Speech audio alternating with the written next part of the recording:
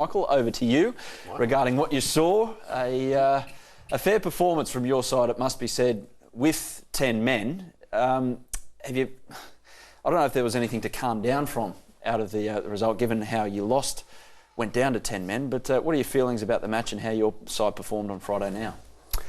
Well, at the end of the day, I was immensely proud of the performance in the second half. The guys rolled their sleeves up and we came away with a point. I'm disappointed at the time because we should have won the game. We went in front, conceded a goal from a set piece, which is very unlike us.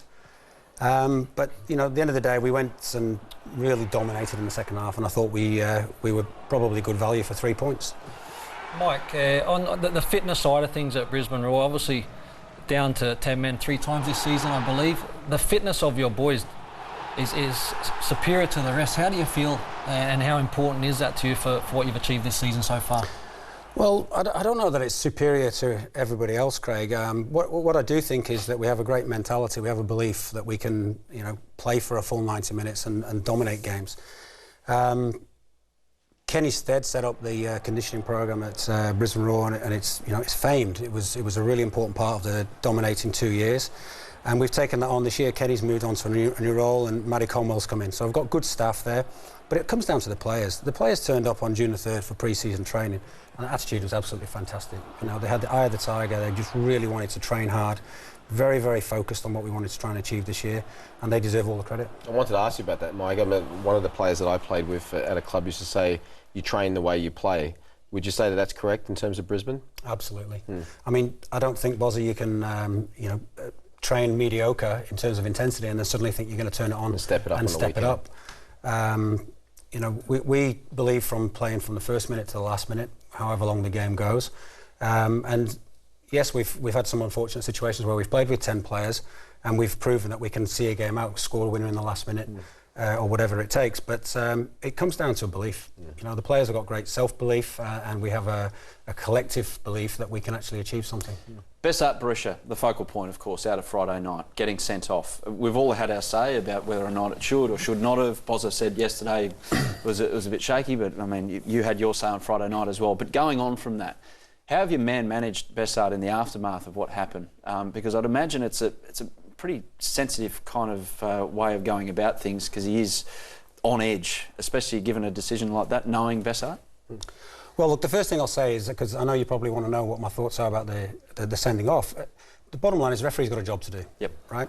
He's made a decision in the heat of the moment, and he's decided to send him off.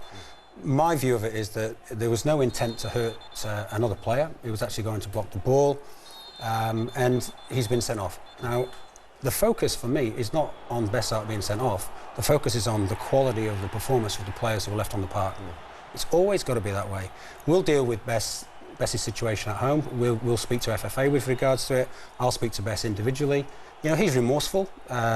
He feels hard done by, and so he should do, because I thought there was no level of intent in the challenge, and in fact, his head was pushed into one of his own players' knee by a player retaliating. What about the reaction from him on the ground?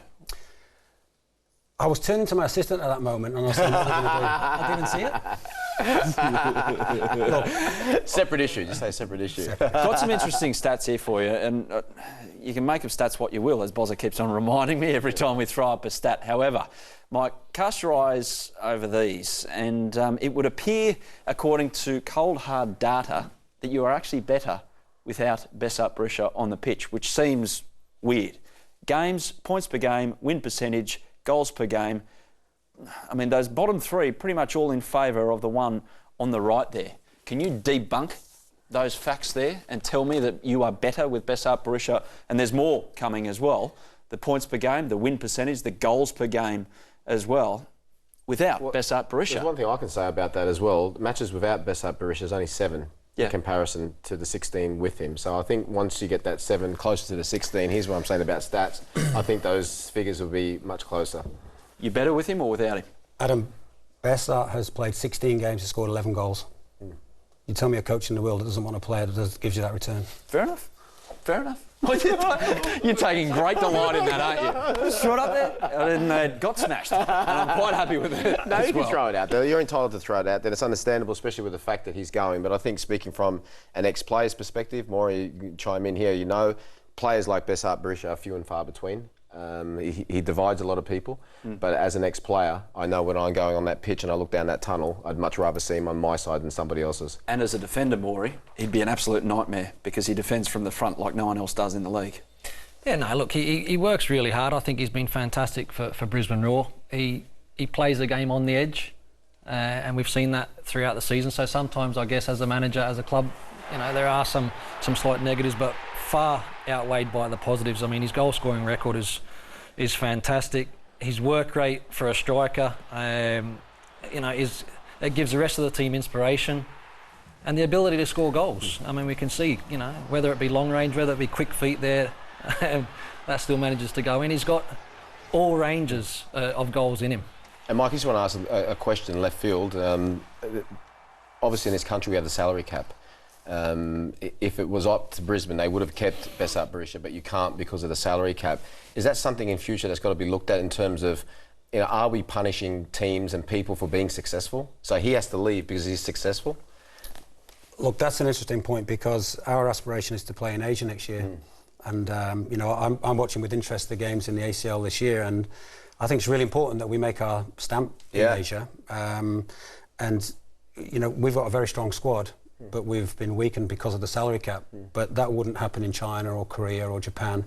So, you know, we do need the salary cap at the moment. Whether it should be improved or not, I'm not quite sure. But the fact of life is that Besart goes with our blessing. He's been a wonderful player for Brisbane Roar. You know, long before I arrived at the club, he was doing his stuff. His goal scoring record speaks for itself. But Brisbane Roar is bigger than one player, any one player. We're sorry to see him go, but we will move on. It's been a fair old turnaround for you guys this season, and it's not to say that you haven't deserved it fully. You're 9 points clear. You're going to win the premiership unless something amazing happens, a world event happens, basically, to stop you from that happening. However, back to last year, and there was a few tough times for the club. You had the Mulvey out banners going up behind you at Suncorp Stadium. We've seen it in other sports before, that a senior group of players are there, a figurehead moves on, and it all goes to pot. How did it not happen at Brisbane Roar? Look, the first thing you do when you go in, you've got to have a period of observation, find out what's actually going on, what's the ills behind the problems. The hardest thing about that was it was actually mid-season, so you know you've got to still have games, but sort of prepare to win games, but also organise what's going on. At the end of the day, it's the players who have responded. This game is about players and it's about fans. It's nice for me to be a coach and what have you, and I take my role very, very seriously. But at the end of the day, it is about players and it is about fans.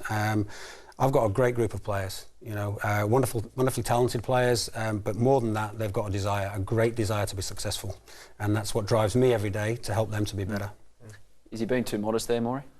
Yeah, no, I think he is very much so. I mean, you could have said no. He either gets to, he's either arrogant or too modest. There you go. But look, I think Mike has done a fantastic job. It's very important to be able to manage certain players in a different way. And he's done a fantastic job, and certainly that team there seems to be in a very happy space, Mike.